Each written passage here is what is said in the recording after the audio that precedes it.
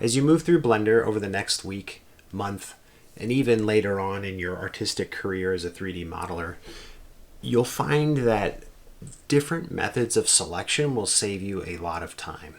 And what I mean by that is it's one thing to grab a simple sphere like we have here.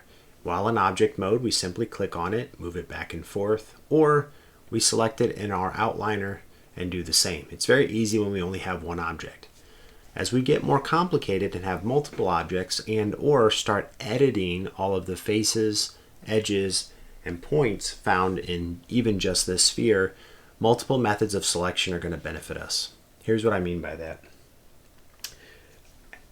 Blender gives us different methods of selecting the components that make up this sphere, meaning that as I go into edit mode from object mode, I can select faces, I can select edges, and I can select points. And I'll cover that step once again. By default, your version of Blender is going to be in object mode, meaning it's going to grab the whole sphere all at once. But as a 3D modeler, you're going to want to manipulate the individual pieces of this sphere pretty frequently. And you do that by changing from object mode to edit mode. We have a few other modes we'll look at later. Find the drop down in the top left corner of Blender and change to edit mode. This will offer up different methods of selection. We have point, line, and plane, as I call them, or sometimes I may refer to them by their proper names, which are vertex, edge, and face. First, the vertex mode.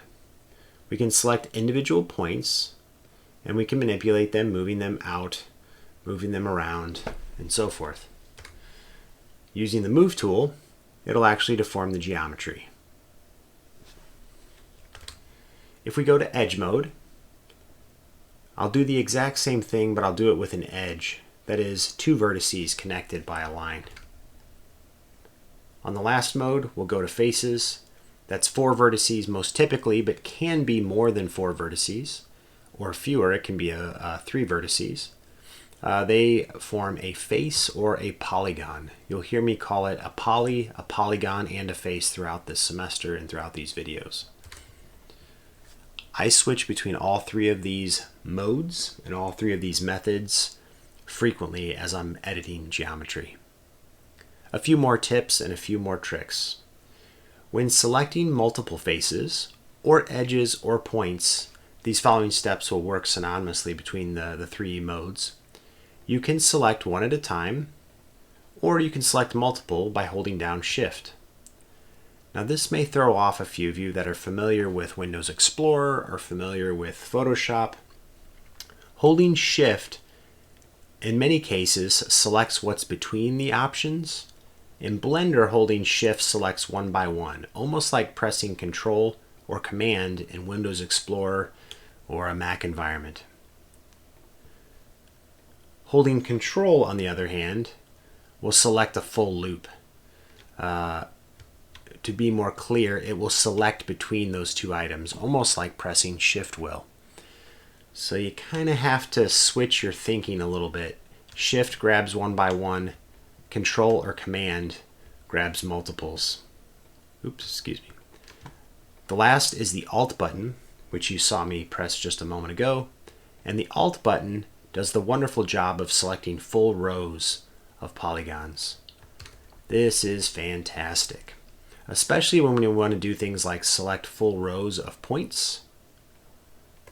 We can just simply click 1 or 2 to get the orientation correct.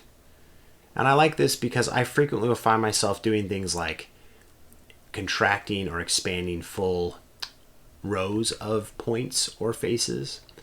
So I use this method quite a lot.